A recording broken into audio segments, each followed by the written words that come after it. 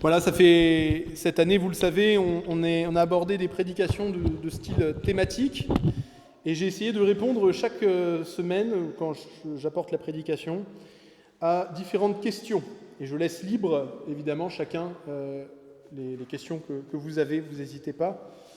Et ce matin, vous l'avez entendu dans le symbole des apôtres, il y a cette phrase étonnante, « Le troisième jour, il est ressuscité des morts ». Et pourquoi est-ce si important que ce soit un troisième jour ? Pourquoi le troisième jour ? C'est la question qui va nous occuper ce matin, qui est une question, on va dire, que j'ai déjà entendu certains se poser et que nous allons traiter ce matin. En quoi était-ce important que la résurrection de Jésus se fasse le troisième jour après sa mort ? Et nous allons lire, pour comprendre cela, en 1 Corinthiens, chapitre 15, versets 1 à 4. On va lire 3 petits passages de quelques versets à chaque fois. Nous allons les lire ensemble pour comprendre. Déjà, cette interpellation que nous avons lue dans le credo, que Sacha a professée dans le credo, troisième jour, il est ressuscité des morts, est tirée de ce passage que nous lisons dans 1 Corinthiens 15, qui est extrêmement important. Voilà ce que dit l'apôtre Paul. « Je vous rappelle, frères et sœurs, l'évangile que je vous ai annoncé, que vous avez reçu et dans lequel vous tenez ferme, c'est aussi par lui que vous êtes sauvés, à condition que, si vous le retenez dans les termes où je vous l'ai annoncé. » C'est sérieux, hein ? « Autrement, votre foi aurait été vaine ou inutile. Je vous ai transmis avant tout le message que j'avais moi aussi reçu. Christ est mort pour nos péchés, conformément aux Écritures. Il a été enseveli, il est ressuscité le troisième jour, conformément aux Écritures. » Donc jusque-là, nous avons lu 1 Corinthiens chapitre 15. Et là, on va se dire, mais où est-ce que Paul a vu ça dans les Écritures ? Que c'était le troisième jour. Et là, on va chercher. Nous lisons le passage suivant. C'est dans la Genèse, le tout premier livre, au premier chapitre de la Bible. Voilà ce que Dieu fait le troisième jour. Dieu dit que la terre produise de la verdure, de l'herbe à graines, des arbres fruitiers qui donnent du fruit selon leur espèce, qui contiennent leurs semences sur la terre, et cela se passa ainsi. La terre produisit de la verdure, de l'herbe à graines, selon son espèce, et des arbres qui donnent du fruit et qui contiennent leurs semences selon leur espèce. Dieu vit que c'était bon, il y eut un soir, il y eut un matin, ce fut le troisième jour. On va voir ce qu'on va faire de ce texte. Et maintenant, le troisième texte, qui est une prophétie que Dieu a donnée par le prophète Osée, et il l'a donnée au peuple d'Israël. Et voici ce que Dieu dit. « Venez, retournons à l'Éternel. » Ça, c'est le cri du prophète. « En effet, il a déchiré, mais il nous guérira. Il a frappé, mais il bandera nos plaies.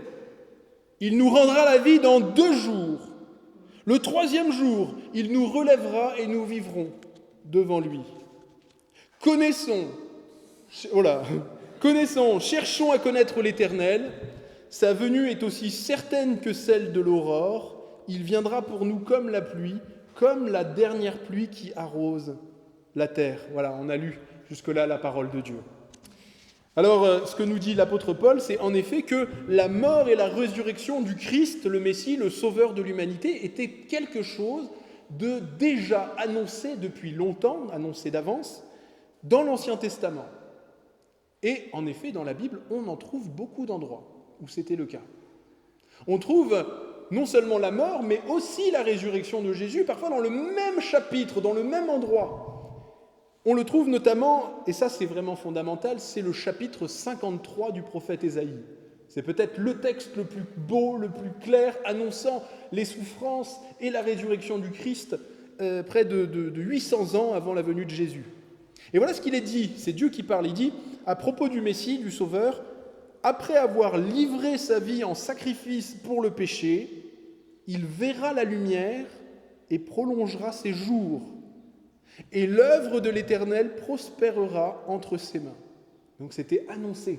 C'était annoncé d'avance que le Christ, le Messie, le Sauveur attendu depuis Abraham, il allait mourir pour les péchés, pour porter les péchés, et qu'il allait ressusciter, qu'il continuerait à avoir la vie, qu'il y aurait une vie, et que c'est lui qui aurait comme héritage de faire prospérer toute l'œuvre de Dieu entre ses mains. Mais là où on est étonné dans le texte que nous avons lu et dans le credo que nous avons entendu, c'est cette affirmation que l'apôtre Paul fait, qui est que Christ est ressuscité le troisième jour selon les Écritures. Donc il ne se contente pas de dire Christ est ressuscité selon les Écritures, mais il est ressuscité le troisième jour selon les Écritures. Et nous nous posons cette question, mais où a-t-il vu cela ? Et nous avons vu déjà ces deux textes qui nous donnent un écho, qui nous donnent une piste.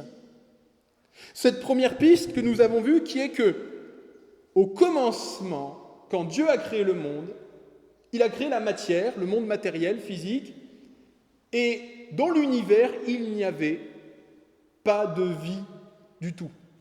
Il y avait de l'eau, il y avait ensuite de la lumière, mais il n'y avait pas de vie. Et qu'est-ce que Dieu a fait le troisième jour ? Dans un univers totalement stérile, d'un point de vue matériel, Dieu a fait surgir pour la première fois la vie matérielle, la vie physique, qui était un avant-goût de ce que Dieu allait faire ensuite quand il allait créer après les animaux et ensuite l'être humain. Et donc la première apparition de la vie dans le monde s'est faite au troisième jour. Et de la même manière, quand on y réfléchit, Dieu nous a promis, et nous l'avons lu dans la confession, d'ailleurs vous l'avez lu là, dans la confession, on l'a entendu dans la confession helvétique, Dieu a promis un jour de nouveaux cieux et une nouvelle terre. Autrement dit, Dieu a promis une nouvelle création, et cette nouvelle création, il y a promis la vie. Et cette nouvelle création, quand est-ce qu'elle a commencé ? Quand est-ce que la vie est apparue pour la première fois dans cette nouvelle création ? Eh bien, le troisième jour après la mort de Jésus. Le troisième jour de la mort de Jésus. Puisque Jésus est le début de la nouvelle création. C'est ce que nous dit la Bible. Quand le corps de Jésus a été ressuscité, son corps n'était plus un corps matériel comme le monde d'aujourd'hui, mais il était un corps matériel, physique, bien matériel, mais n'appartenant pas à ce monde, mais appartenant au nouveau monde. C'est pour ça que le corps de Jésus était un corps glorifié, un corps glorieux, un corps différent. C'est ce que nous confirme la parole de Dieu quand elle parle de Jésus dans l'Apocalypse, où Jésus dit « Je suis le commencement de la création de Dieu ». Il est le commencement de la nouvelle création de Dieu, Apocalypse chapitre 3. Et l'apôtre Paul va même plus loin, il va aller en Romains chapitre 6, il fait le lien entre les plantes, le monde végétal, la résurrection de Jésus et notre résurrection à nous à la fin des temps, quand notre corps aussi, le nôtre, fera partie de la nouvelle création de Dieu, qu'on aura nous aussi un corps glorifié. Il dit, si nous sommes devenus une seule et même plante avec lui par la conformité à sa mort, nous le serons aussi par la conformité à sa résurrection. Et si on ne comprend pas cette histoire de troisième jour, on ne comprend pas pourquoi l'apôtre Paul, alors qu'il parle de la résurrection, nous parle des plantes. On ne comprend pas, on dit, mais qu'est-ce qu'il fait là ? Mais une fois qu'on l'a compris, on voit le lien. Et puis nous avons vu ce deuxième texte dans la prophétie du prophète Osée, où Dieu promet au peuple une résurrection qui est annonciatrice de la résurrection des morts qu'il fera un jour. Et ici, le Seigneur nous dit, voilà, de la même manière, quelque part, que Dieu va ramener d'exil le peuple hébreu, qui va le reconstituer, et c'est ce qu'il va faire juste quelques années après la prophétie d'Osée, où il va les ramener. Eh bien, Dieu promet qu'il va le faire avec tous ceux qui sont morts et qui sont partis, qui ont quitté le paradis perdu de l'Éden, et qu'un jour il va les reconstituer. Que Dieu a frappé, mais qu'il va le faire. Et nous savons que quand Dieu va frapper, qu'il va punir, eh bien, il va le faire à un endroit précis. C'est à la croix du Golgotha, où toute l'humanité croyante qui aime Dieu, tout le peuple de Dieu, symboliquement, est représenté par Jésus. Et Dieu va frapper, et 3 jours plus tard, dans 3 jours, il va le ressusciter. D'ailleurs, c'est étonnant cette formulation. Dans l'hébreu, souvent, quand on répète à peu près la même idée avec une petite variation, c'est en fait exactement la même idée. Et dans les deux cas, il est dit qu'il va ressusciter le 2e jour ou le 3e jour. Et on va voir ce que ça veut dire. Mais la vérité, c'est que ces deux passages qui concernent les 3 jours sont loin d'être les seuls. Et que quand on regarde dans l'ensemble de la Bible, eh bien en fait, on voit que pratiquement à chaque fois que Dieu fait un miracle ou une délivrance, il l'a fait le 3e jour. Et oui. Ainsi, par exemple, on trouve que Abraham, quand il reçoit cet ordre fou d'aller sacrifier son fils à la colline du mont Moria, il va emmener son fils, et c'est au bout de 3 jours qu'il va se passer la ligature et la délivrance du fils d'Abraham, Isaac. Quand le peuple de Dieu va sortir d'Égypte et qu'il va aller près du mont Sinaï, Dieu va leur dire d'attendre. Et le texte nous dit qu'ils ont attendu 3 jours avant que la présence de Dieu ne descende. Quand Jonas a été englouti et qu'il est mort dans le poisson, parce que le texte biblique nous dit qu'il est mort, Jonas n'est pas resté vivant dans le poisson pendant 3 jours. En tout cas, moi, ce n'est pas mon interprétation des paroles de Jonas. Jonas dit « Du sein du séjour des morts, j'ai crié, et tu as entendu ma voix. Les eaux m'avaient recouvert et m'avaient enlevé la vie, mais tu m'as fait remonter vivant de la fosse. » Alors, peut-être que c'est un langage symbolique, mais logiquement, il est très probable ou très possible que Jonas soit mort et que Dieu l'ait ressuscité. De la même manière, c'était donc ce 3e jour qu'il en est sorti. De même, quand la reine Esther demande au peuple de jeûner 3 jours et 3 nuits, c'est le 3e jour que la reine Esther va se présenter devant le roi Assuérus pour obtenir la grâce et le salut de son peuple qui avait été voué à l'extermination.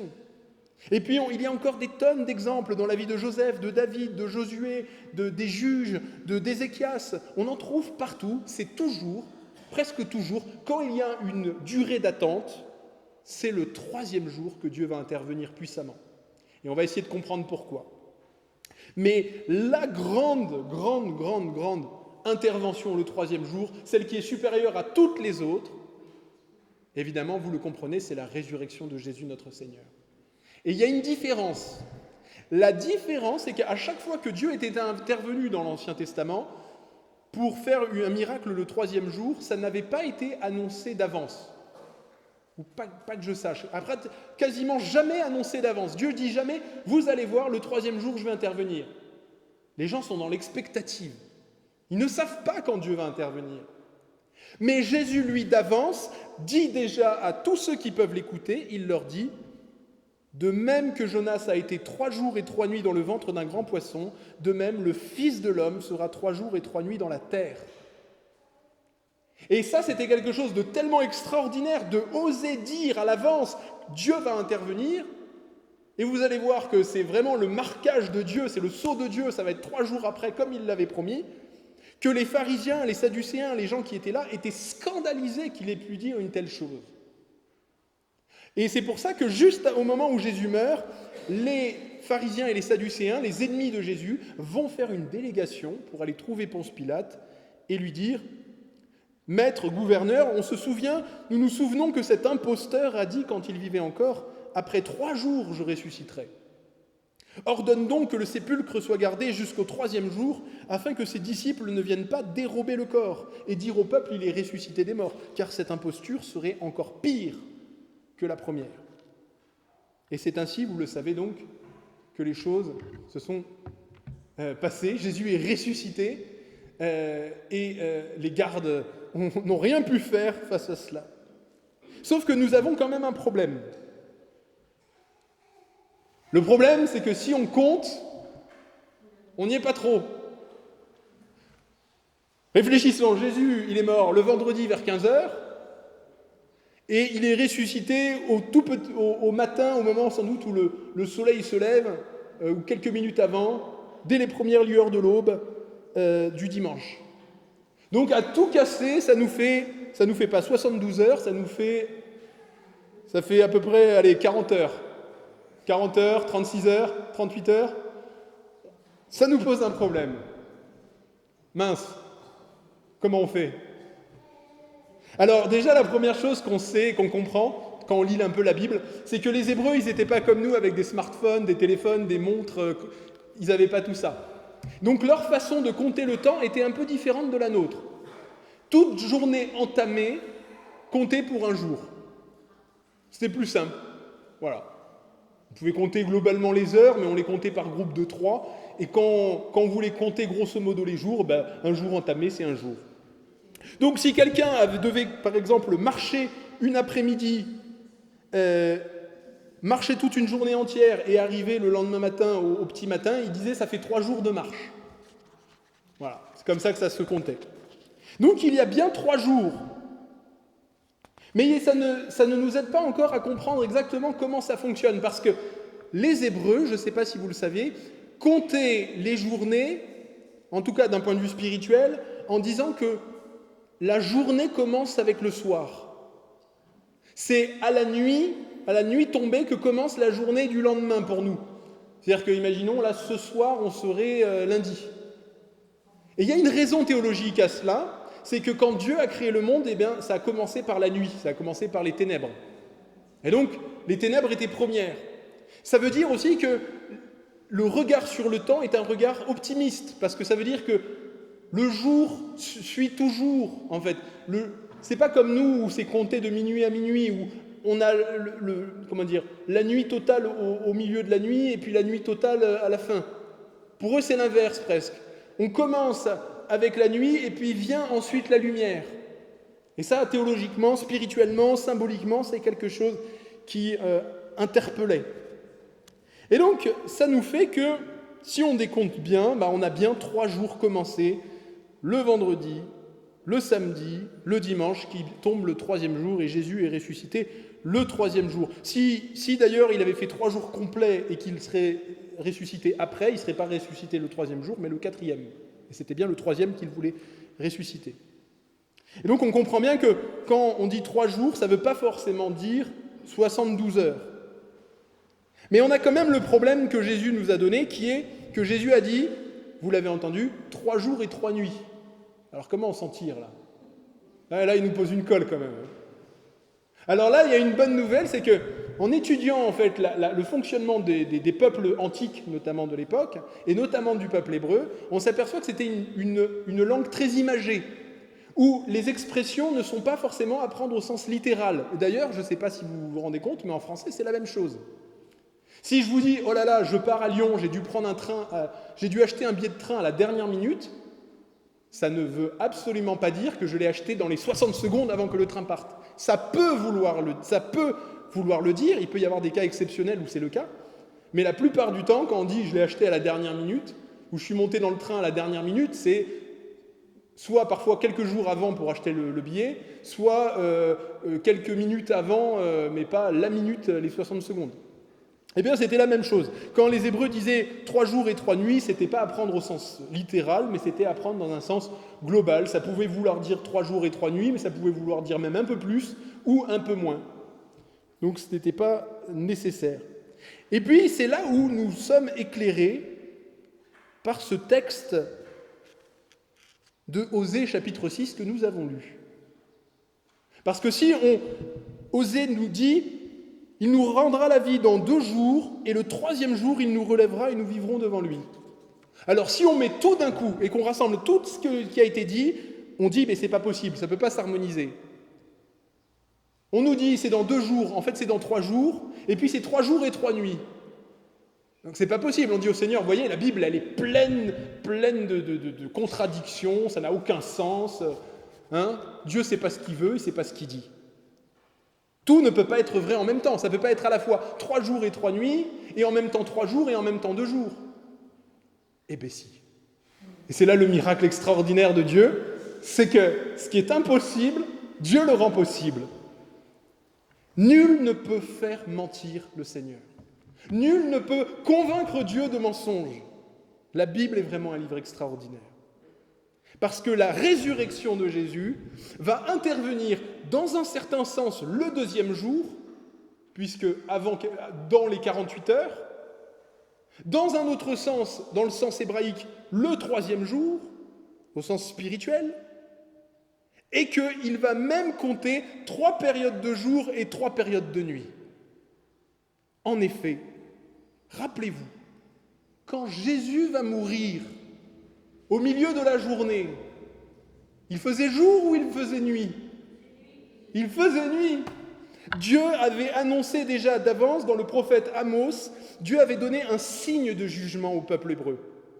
Et Dieu leur avait dit, voilà le signe qui marquera tout le déploiement de ma colère sur ce peuple de croyants qui continuent encore et encore à pécher.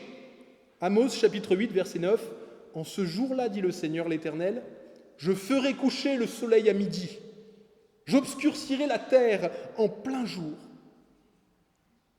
Et là, qu'est-ce qui s'est passé? À la 6e heure, il y eut des ténèbres sur toute la terre.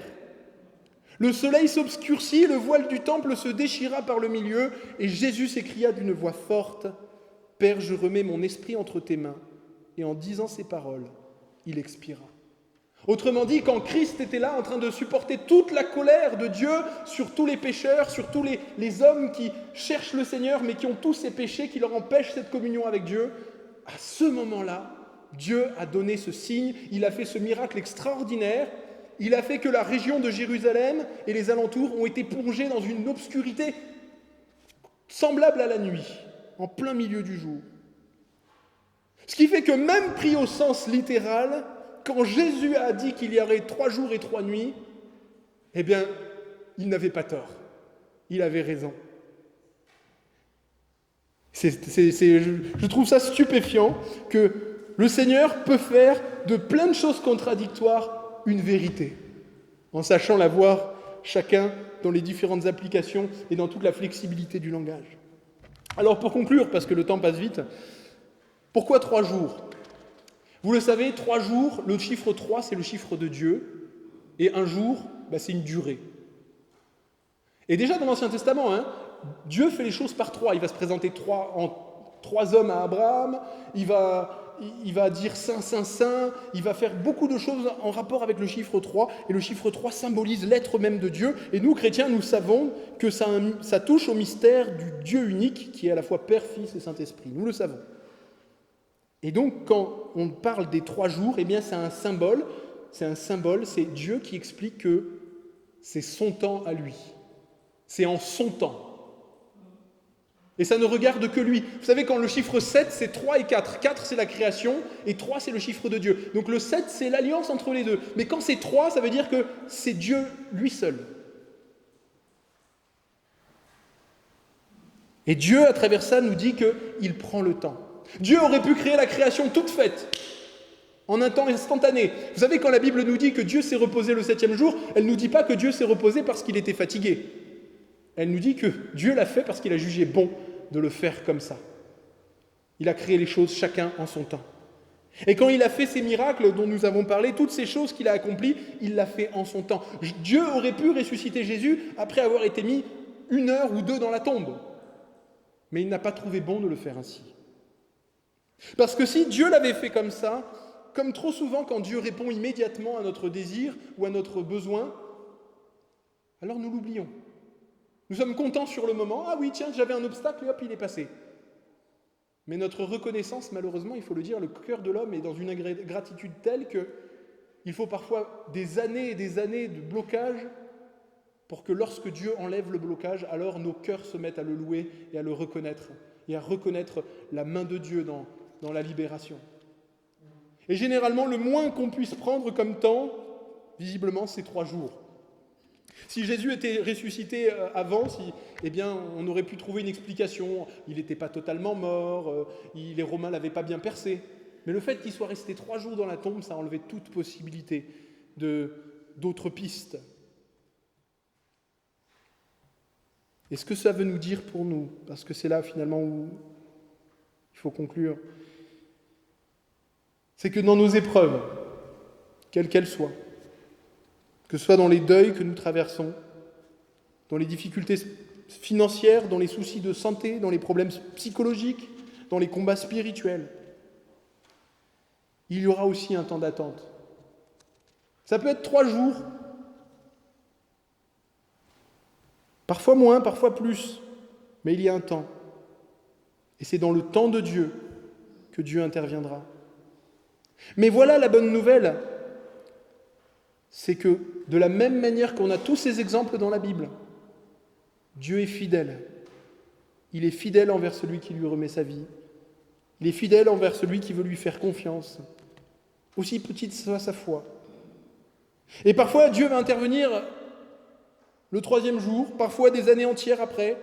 Parfois, ça ne sera même pas de notre vivant, ça sera le 3e jour, quand Jésus reviendra, on va dire, qui nous ressuscitera tous, alors que sera accomplie pleinement cette prophétie d'Osée qui parle d'un collectif aussi. Mais une chose est sûre, notre attente ne sera pas pour rien. Et Dieu accomplira la délivrance qu'il nous a promise. Il est écrit dans Hébreux au chapitre 11, c'est dans la foi que les ancêtres du passé sont morts, sans avoir obtenu les choses que Dieu leur avait promises, mais ils les ont vues et saluées de loin, reconnaissant qu'ils étaient étrangers, voyageurs sur la terre. Et il est écrit, Dieu n'a pas honte d'être appelé leur Dieu, car il leur a préparé une cité. Ça veut dire, frères et sœurs, qu'à chaque fois que nous attendons avec patience et confiance l'intervention de Dieu, vous vous rendez compte de ce que ça veut dire ? Que Dieu n'a pas honte d'être notre Dieu. Autrement dit, que Dieu est fier d'être notre Dieu. Est-ce qu'on peut imaginer une plus grande gloire pour un être humain que d'arriver un jour devant la présence de Dieu et Dieu qui nous dit « Je n'ai pas honte de toi, car tu m'as attendu avec patience. Tu as attendu avec patience le temps de mon intervention, quel qu'il ait été. » C'est pourquoi notre rôle à nous, il est bien différent de celui de Dieu. Il faut bien les séparer. C'est 3 et pas 7. Notre rôle à nous, c'est de compter sur Dieu, d'attendre son intervention. Lui, son rôle à lui, c'est de faire surgir la vie au milieu du néant. C'est de ressusciter là ce qui était mort. C'est de tracer une route sur un chemin où il n'y avait rien. Et ça, frères et sœurs, nous savons qu'il va le faire dans notre vie, ici, peut-être plus tard, mais de toute manière, il le fera un jour quand le Seigneur reviendra. Et c'est là-dessus, sur cette attente, sur cette espérance que nous construisons notre vie dès à présent.